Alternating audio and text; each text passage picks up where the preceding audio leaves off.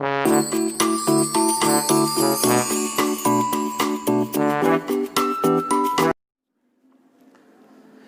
Video में हम लोग डिस्कस करने वाले हैं बच्चों dimension of business environment. Business environment की वह कौन कौन से पार्ट्स हैं, वह कौन कौन से हिस्से हैं जो हमारे बिजनेस को इम्पैक्ट करते हैं, हमारे बिजनेस ट्रांजैक्शन पे असर डालते हैं, और हम इसी वीडियो में डिटेल्स आपको देंगे।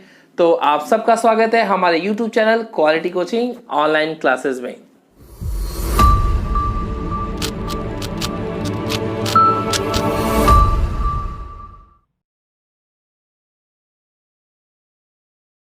इनडायरेक्ट इम्पैक्ट डालती हैं। पहले मैं आपको बता दूं, एक पॉइंट आपको याद दिला दूं, आपने पढ़ा था स्पेसिफिक और जनरल फोर्सेस। स्पेसिफिक फोर्सेस और जनरल फोर्सेस क्या होती हैं? स्पेसिफिक फोर्सेस में मैंने आपको बताया था कि जिसमें कस्टमर्स आते हैं, जिसमें सप्लायर्स आते हैं, जिसमें इन्वेस्टर्स आते हैं, ये आपके क्या होते हैं? स्पेसिफिक फोर्सेस होते हैं। और जनरल फोर्सेस में मैंने आपको बताया था legal environment, social environment, political environment, economic environment. तो अब यही आपके डायमेंशन है। इस बिजनेस इन्वायरमेंट के डायमेंशन में क्या इंक्लूड होता है बच्चों? जनरल फोर्सेस, जो आपको आपके बिजनेस के ट्रांजेक्शन को डायरेक्टली या इनडायरेक्टली इंपैक्ट पहुंचाते हैं। ये डायरेक्टली इनडायरेक्टली इंपैक्ट पहुंचाने का मतलब क्या है कि अगर आप सही समय पे बिजनेस इन्वायरमेंट का स्कैनिंग नहीं कर पाते हो बच्चों, प्रॉपर वे में हम अगर स्कैनिंग नहीं कर पाते हैं, तो इस बदलाव का जो आपके डायमेंशन में डिफरेंट डायमेंशन में आप पढ़ने वाले हो, उस बदलाव से आपके बिजनेस पर बहुत बड़ा इंपैक्ट पड़ सकता है। तो जो पहला आपका डायमेंशन है बच्चों, वह है इकोनॉमिकल इन्वायरमेंट। इकोनॉमिकल इन्वायरमेंट में क्या क्या चीजें आती हैं? इकोनॉमिकल इन्वायरमेंट में किन चीजों को इंक्लूड किया गया है? तो देश की अर्थव्यवस्था है ना, यानी कि आपके कंट्री की इकोनॉमिक कंडीशंस, जीडीपी, आपके देश के नागरिकों का पर कैपिटा इनकम। तो ये आपके सामने है GDP, income level, monetary policy, employment rate, immediate and direct impact on a environment. ये जो सारी चीजें हैं जिसके कारण आपके बिजनेस पे बड़ा इंपैक्ट पड़ सकता है। कैसे पड़ सकता है? अगर जीडीपी ग्रो कर रही है, इसका मतलब क्या है? लोगों के पास क्या है? लोग प्रोडक्ट का डिमांड कर रहे हैं, प्रोडक्शन हमें उस समय इंक्रीज करना पड़ेगा अगर जीडीपी हमारा इंक्रीज कर रहा है तो यही स्कैनिंग होता है बच्चों कि आपने इकोनॉमिक इन्वायरमेंट का सही समय पर स्कैनिंग किया और आपको पता क्या चलता है कि हमारी जीडीपी इंक्रीज कर रही है। इसका मतलब है कि लोग जो है प्रोडक्ट का डिमांड कर रहे हैं, तो हमें भी अपना प्रोडक्शन बढ़ाना चाहिए। ठीक उसी तरीके से आपका दिया हुआ है क्या कि इनकम लेवल, लोगों का इनकम लेवल बढ़ रहा है, यानी लोगों के पास पैसे आ रहे हैं तो उन्हें अच्छी क्वालिटी के, हाई क्वालिटी के गुड्स चाहिए, वैसा गुड्स का प्रोडक्शन हमें करना चाहिए। वैसे ही है आपका डीमोनेटाइजेशन, बैंकिंग सेक्टर रिफॉर्म्स। अगर डीमोनेटाइजेशन हुआ, नोटबंदी हुआ, तो इससे देश की अर्थव्यवस्था पर बहुत बड़ा प्रभाव पड़ा था। साथ ही साथ आपके बिजनेस पर भी इसका बहुत बड़ा प्रभाव पड़ा था। तो जो बिजनेसमैन इसका सही से क्या कर ले, स्कैनिंग कर ले, यानी उस आने वाले भविष्य के कंस्ट्रेंट को पहले ही पहचान ले, आइडेंटिफाई कर ले, तो वह डीमोनेटाइजेशन से आसानी से क्या कर पाया होगा? मैनेज कर लिया होगा उस कंडीशन को। तो यही होता है बच्चों इकोनॉमिकल इन्वायरमेंट। क्वेश्चंस कैसे आते हैं? आपको आइडेंटिफाई करना पड़ता है कि यह किस डायमेंशन के अंडर में आता है। तो जब आपको इकोनॉमिक, जीडीपी, एम्प्लॉयमेंट रेट, अर्थव्यवस्था से जुड़ी चीजों के बारे में बात करें, तो उसे आप कैटेगराइज करोगे इकोनॉमिक इन्वायरमेंट के अंदर। दूसरा है बच्चों सोशल इन्वायरमेंट। सोशल मतलब सोसाइटी, समाज। तो जिस सोसाइटी में हमारा बिजनेस एग्जिस्ट करता है, उस सोसाइटी में होने वाले डिफरेंट एक्टिविटीज, रिलीजन्स, कल्चर्स और डिफरेंट वैल्यूज, ये सारी चीजें हमारे किसके अंदर आती हैं? सोशल इन्वायरमेंट के अंदर आ जाती हैं। अब जरा सा मानो कि आप कहां पे हो? अमेरिका में हो और मैं इंडिया में हूं।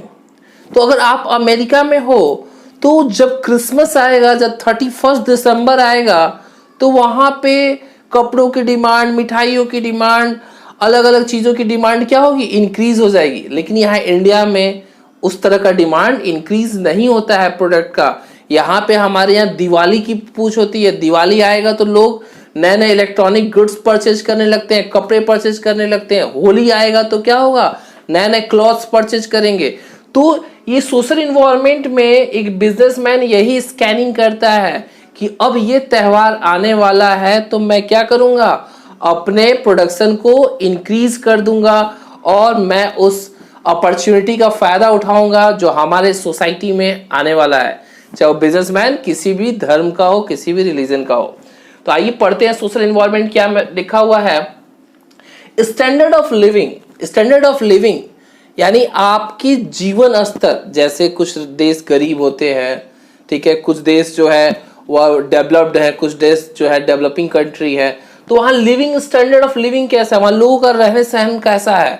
अब मान लो कोई देश गरीब है और वहाँ हम जाके मर्सिडीज जो है सेल करने लगे तो उसका डिमांड थोड़ा कम होगा, है ना, किसके, डेवलपिंग कंट्री के कंपैरिजन में। टेस्ट, लोगों का टेस्ट बदलता रहता है ना, साउथ में इडली खाते हैं केवल। एजुकेशन लेवल, केरल में पढ़ने वालों की संख्या ज्यादा है और कम पढ़ने वालों की संख्या आप खुद समझ लो कहाँ है, ठीक है। तो जैसा चीजें हैं, जैसे वहां पे सिस्टम है, उसी सिस्टम को हमें फॉलो करना पड़ता है। कस्टम, क्या वहां पे कस्टम चलता है, रीति रिवाज क्या चलता है, ट्रेडिशंस, कंजम्पशंस, हैबिट, ये सारी चीजें किसके पार्ट्स हैं, सोशल इन्वायरमेंट के पार्ट है। जब हम स्कैनिंग करते हैं तो हम इन सब बातों को ध्यान में रखते हुए स्कैनिंग करते हैं और समझते हैं कि हमें कौन सी अपॉर्चुनिटी मिल सकती है भविष्य में, जिससे कि हम अपने बिजनेस को और ग्रो कर सकें और कोई रुकावट, कोई दिक्कत आएगी उसे भी हम पहले ही पता कर सकते हैं अगर हम social environment which is a dimension of business environment, अगर हम इसको स्कैन करते हैं प्रॉपर वे में। तो लिखा है कि can't overlook this because may not have immediate impact but have a great impact. हम इसको ओवरलुक नहीं कर सकते, हम इसे छोड़ नहीं सकते हैं। क्यों हम इसे छोड़ नहीं सकते हैं, क्योंकि अगर मैंने इसे नजरअंदाज कर दिया तो हो सकता है इसका बहुत बड़ा खामियाजा हमें अपने बिजनेस से चुकाना पड़े, बिजनेस में लॉस हो सकता है, बिजनेस जो है वह कंपटीटर्स उस बाजी को मार सकता है, यानी कंपटीटर हमसे आगे जा सकता है और हम पीछे हो सकते हैं। तो यह आपको ओवरलुक करके नहीं चलना है, इस तरह के चीजों को हमारे बिजनेस पर बहुत बड़ा असर पड़ता है, इसलिए हमें इस पर ध्यान देना चाहिए।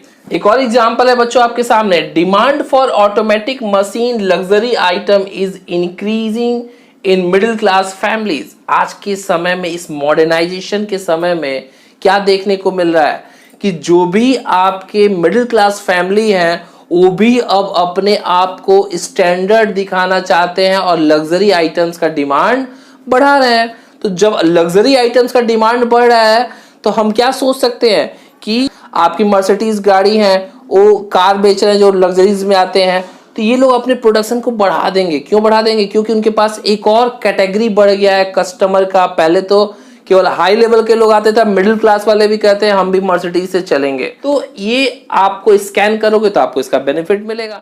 नेक्स्ट आता है पॉलिटिकल इन्वायरमेंट।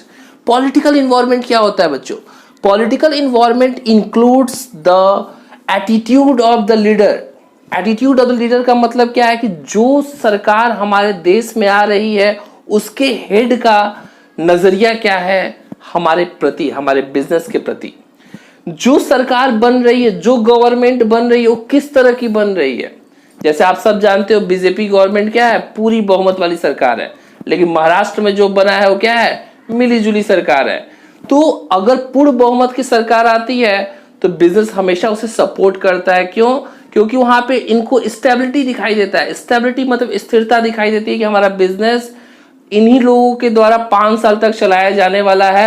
इन्हीं लोग मतलब बिजनेस चलाने का मतलब इनके टर्म एंड कंडीशन के साथ हम बिजनेस को रन कराएंगे, ठीक है। तो यहाँ पे हम क्या करते हैं, हम थोड़ा सा कॉन्फिडेंट हो जाते हैं। तो आइए देखते हैं क्या लिखा हुआ है। पॉलिटिकल इन्वायरमेंट में क्या क्या चीज आती है, foreign policies of government. Government की क्या फॉरेन पॉलिसी है, मतलब कि विदेशी लोगों का इन्वेस्टमेंट को वेलकम कर रही है या उनको बाय बाय कर रही है, क्या इनकी सोच है, ठीक है। Government intervention in a business, ये कितना दखल अंदाजी करते हैं बिजनेस में, चेंजेस क्या नए नए पॉलिसीज लाती है, जैसे 1991 का रिफॉर्म हुआ था, ऐसे क्या क्या पॉलिसीज नए नए लाती है। एटीट्यूड ऑफ गवर्नमेंट, गवर्नमेंट का क्या नजरिया है टूवर्ड्स डिफरेंट ग्रुप्स, हम जैसे डिफरेंट ग्रुप्स के लोगों को, अलग अलग तबके के बिजनेसमैन के, उनके बारे में ये सोचते हैं, ठीक है, दैट इज कॉल्ड एटीट्यूड। तो ये जो पॉलिटिकल इन्वायरमेंट है, इसमें हम इन्हीं सब चीजों का स्कैनिंग करते हैं, that is the dimension of business environment. समझ रहे हो बिजनेस इन्वायरमेंट का डायमेंशन क्या है, कि ये अलग अलग पॉइंट्स बनाए गए हैं, तो हम इन पहलुओं को भी देखते हैं, और जब इनको स्कैनिंग करते हैं तो हम कहते हैं ये क्या है, पॉलिटिकल इन्वायरमेंट का मैं स्कैनिंग कर रहा हूं। और जब मैं इसका स्कैनिंग करता हूं तो मैं हमेशा ये माइंड में रख के चलता हूं क्या, कि इमीडिएट एंड ग्रेट इंपैक्ट, इनको नजरअंदाज नहीं करना है पॉलिटिकल इन्वायरमेंट की चीजों को। क्यों? क्योंकि इस पर बिजनेस का बहुत बड़ा असर पड़ता है। आप देख लो, मिलीजुली सरकार चलती है तो वहां पे बिजनेसमैन डर जाते हैं, इसको शो ऑफ करता है कौन, शेयर मार्केट। शेयर मार्केट देख लो, जहां पे पूर्ण बहुमत की सरकार जिस दिन बनती है उस दिन क्या होता है, शेयर मार्केट ऊपर चला जाता है। कहीं मिलीजुली सरकार बनती है और शेयर मार्केट नीचे आ जाता है। क्यों आ जाता है? क्योंकि उस चीज को वेलकम नहीं करते हैं बिजनेसमैन। नेक्स्ट है, scan it very carefully and make a change in a business according to a environment. कह रहा है कि अब आप तो इस बिजनेस इन्वायरमेंट को तो बदल नहीं सकते हो। किसको? ये एक्सटर्नल फैक्टर्स है, पॉलिटिकल थिंग्स, इसको तो हम बदल नहीं सकते हैं। तो बदलना क्या है, मुझे अपने आप को चेंज करना है according to the change in the political environment. जो पॉलिटिकल इन्वायरमेंट में बदलाव होगा, हम बिजनेस भी अपने आप को वैसा ही सेटल कर लेता है। नेक्स्ट पढ़ते हैं। तो चौथा है बच्चों लीगल इन्वायरमेंट। चौथा क्या है? Legal environment. लीगल इन्वायरमेंट क्या होता है बच्चा? नाम से ही क्लियर हो रहा है ना, लीगल, कानूनी, है ना। तो जो चीजें कानून से जुड़ी हुई हैं उसे तो हमें फॉलो करना ही है, उसे तो हमें देखना ही पड़ेगा। तो लीगल इन्वायरमेंट में क्या क्या चीजें आती हैं? जैसे आपके लेजिस्लेटिव असेंबली में पास किया गया कानून 3 तलाक, है ना। कानून जो आपके असेंबली से पास होके आता है, जो हमारे जज हमें फैसला सुनाते हैं, जो अपना जजमेंट देते हैं, वो सारी चीजें हमारे किसके अंदर आती हैं? लीगल इन्वायरमेंट के अंदर आती है, जिसे हमें फॉलो करना चाहिए और हमें फॉलो करना ही पड़ेगा, क्योंकि यह हमारे देश का कानून है, तो इसको तो फॉलो करना ही पड़ेगा। तो हमेशा एक बिजनेसमैन को लीगल इन्वायरमेंट को ध्यान में रखते हुए बिजनेस करना चाहिए। लीगल इन्वायरमेंट को जब तक आप माइंड में सेट करके काम नहीं करोगे तो आपके बिजनेस पर क्या हो सकता है? पाबंदी लगाई जा सकती है। तो देखिए क्या लिखा है, legal environment, law and legislation passed in a parliament, weight and measure act, trademark act, essential commodities act can't overlook and perform all business transaction within a framework of legal environment। जो हमारे parliament से कानून पास हुए हैं, हम उसे overlook नहीं कर सकते हैं, उसे हमें ध्यान में रखते हुए हमें अपने बिजनेस को करना चाहिए और बिजनेस को आगे बढ़ाना चाहिए। ये सारे कानून जो पास किए गए हैं, जैसे इसेंशियल कमोडिटीज एक्ट है, ये क्यों बनाया गया? कि भाई आप इसेंशियल गुड्स को ब्लैक मार्केटिंग नहीं कर सकते हो, उसको स्टॉक बना के नहीं रख सकते हो। तो जितने लोग उसका फायदा उठाते थे बिजनेस में, उस बिजनेस में फायदा इस कानून के आने के बाद वो नहीं उठा पाएंगे। तो इसलिए कानून बनाया जाता है जिससे कि देश हित हो, लोगों का हित हो। इन बातों को ध्यान में रखते हुए ही हम क्या कर सकते हैं? कोई भी बिजनेस ट्रांजेक्शन करना हमें चाहिए, लीगल इन्वायरमेंट को ध्यान में रखते हुए। जैसे आप जानते हो, compulsory to give a statutory warning in a tobacco products. आप देखे होंगे कभी सिगरेट के डब्बे फेंके हुए रोड पे, या किसी और चीज के जो टोबैको प्रोडक्ट है, तो उस पर पूरा एक फोटो बना होता है, क्या कैंसर जैसा फोटो लगा होता है, और लिखा होता है साफ साफ शब्दों में कि टोबैको जो है स्वास्थ्य के लिए हानिकारक है। ऐसा क्यों होता है? क्योंकि उसके लिए कोर्ट ने क्या किया है, ऐसा परमिशन, ऐसा जो है रूल बना दिया है कि आपको उस पर मेंशन करना ही करना है। अगर नहीं मेंशन करोगे तो प्रोडक्ट मार्केट में सेल नहीं होगा। क्यों? क्योंकि लोगों को अवेयर कराना है कि उसका नुकसान क्या होता है। तो that is called legal environment. हमें उसको फॉलो करना ही होगा, अगर हम नहीं करेंगे तो हमारे ऊपर कार्यवाही की जा सकती है। नेक्स्ट है टेक्नोलॉजिकल इन्वायरमेंट।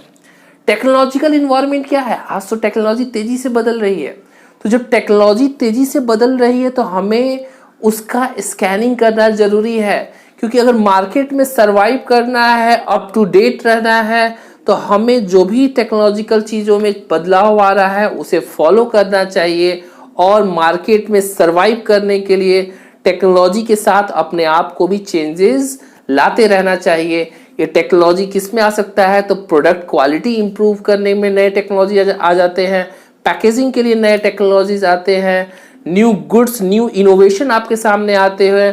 देख लो आपके सामने कभी 2G था, फिर 3G आया, फिर 4G आया, अब 5G आने की बात हो रही है। कभी आप सिंपल मोबाइल यूज करते थे, अब मल्टीमीडिया में मोबाइल यूज करते हो, 2 कैमरे से 3 कैमरे पे चले गए। तो जो कंपनियां स्कैनिंग कर रही होंगी प्रॉपर वे में, वही तो इस मार्केट में सरवाइव करेंगी। नहीं तो आप बना रहे हो क्या नॉर्मल मोबाइल और डिमांड बढ़ रहा है किसका, नए न्यू टेक्नोलॉजी मोबाइल का। तो हमें हमेशा अप टू डेट रहने के लिए टेक्नोलॉजी गवर्नमेंट को स्कैनिंग करना क्या होता है, जरूरी होता है।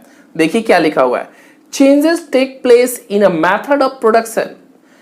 टेक्नोलॉजिकल इन्वॉल्वमेंट में क्या होता है, मेथड ऑफ प्रोडक्शन में बदलाव आता है। Machineries to improve a quality of product, machinery में हमें बदलाव करना होता है क्या, जैसे कि क्या हो सके, क्वालिटी ऑफ प्रोडक्ट इंप्रूव हो सके, अच्छे अच्छे क्वालिटीज के प्रोडक्ट आ सके। वेरियस इन्वेंशन एंड इनोवेशंस होते हैं टेक्नोलॉजिकल इन्वॉल्वमेंट के अंतर्गत, जिसे हमें क्या करना होता है, स्कैनिंग करना होता है प्रॉपर वे में। नेक्स्ट पॉइंट क्या है, closely monitor and implement these changes as early as possible to remain in a competitive market. अगर हम क्लोजली मॉनिटर करें इन सब चेंजेस पर और उसके अकॉर्डिंग जितनी जल्दी से जल्दी पहले अर्ली हम अपने अंदर उस बदलाव को ला दें उसके अकॉर्डिंग, तो हम मार्केट में कॉम्पिटिट कर पाते हैं, कॉम्पिटिटिव मार्केट में सरवाइव कर पाएंगे, वरना हम इस मार्केट से आउट हो जाएंगे। बहुत सी कंपनियां हैं टेलीविजन में, बॉस को ले लो, है ना, ईगो कंपनी आता था, ठीक है ना, तो ये सब कंपनियां बाहर हो गई। कैल्विन कंपनी थी, फ्रिज की कंपनी, जो कि क्या हो गई, मार्केट से बाहर हो गई। क्यों, इन्हीं सब कमियों की वजह से। नेक्स्ट है technological changes improve a quality. Technological changes क्या होता है, इंप्रूव करता है प्रोडक्ट की क्वालिटी को। अब मान लो कि अब क्या हो रहा है, पहले कितने प्रोडक्ट जो है लो क्वालिटी के आते थे, अब अच्छे अच्छे क्वालिटीज के प्रोडक्ट आते हैं। अब आप मोबाइल ले लो तो खराब ही नहीं होता है। पहले चाइना मोबाइल, छोटा वाला मोबाइल लेते हैं, यूज करते ही 6 महीने में खराब। तो इंप्रूव हो रहा है quality. Reduce cost benefit, technological involvement को हम फॉलो करते हैं तो हमारे कॉस्ट में भी कमी आता है। कॉस्ट का मतलब मैन्युफैक्चरिंग कॉस्ट में भी कमी आता है हमारे। और क्या बोल रहा है, both business as well as customer, और ये दोनों के लिए ही क्या होता है, बेनिफिशियल होता है, benefit both business as well as customer. Technological involvement के अकॉर्डिंग अपने बिजनेस इन्वॉल्वमेंट को चेंज करने से हम दोनों ही कैटेगरी के लोगों को बेनिफिट मिलता है, चाहे वह बिजनेसमैन हो चाहे वह कस्टमर हो, दोनों को ही इसका बेनिफिट मिलता है। कैसे मिलता है भाई, हमारा जो है क्या हुआ, हमने जो है अपने कॉस्ट को रिड्यूस कर दिया तो बिजनेस का कॉस्ट क्या हो गया, कम हो गया, इसका बेनिफिट मिला। कस्टमर को गुड क्वालिटी ऑफ प्रोडक्ट का बेनिफिट मिला, उससे प्रोडक्ट का डिमांड बढ़ गया। जब प्रोडक्ट का डिमांड बढ़ा तो क्या हुआ, हमारी सेलिंग बढ़ गई। जब हमारी सेलिंग बढ़ी तो हमें बेनिफिट मिला। इससे दोनों को बेनिफिट मिलता है टेक्नोलॉजिकल इन्वॉल्वमेंट को एनालिसिस करने से। तो ये आपके 5 डायमेंशन ऑफ बिजनेस इन्वॉल्वमेंट थे जो एग्जाम में पूछे जाते हैं एज अ केस स्टडी, जिसमें आपको आइडेंटिफाई करना पड़ता है कि कौन सा आपका एलिमेंट है। तो इस बात को समझने के लिए आप लोग इस वीडियो से सीख सकते हैं और ध्यान से नोट्स बना के डाटा जो है कलेक्ट करके रख सकते हैं अपने पास। तो नोट्स बनाना ना भूलिएगा। और यह पार्ट 3 था बिजनेस इन्वॉल्वमेंट का, केवल एक पार्ट और बचा हुआ है, पार्ट 4, और फुल चैप्टर फिनिश हो जाएगा। तो अगर अब तक आपने पार्ट 1 और पार्ट 2 नहीं देखा है तो पहले जाके उसे देखिए और देन पार्ट 3 को देखिए। और अब तक चैनल सब्सक्राइब नहीं किया है तो फटाफट चैनल सब्सक्राइब कर लीजिए, बेल आइकन को प्रेस कर लीजिए, उससे आपको प्रॉपर नोटिफिकेशन मिलता रहेगा। जब भी मैं न्यू वीडियो अपलोड करूंगा आपके मोबाइल में नोटिफिकेशन आता रहेगा। तो जल्दी से लाइक एंड कमेंट करना ना भूलिएगा। Thank you for watching.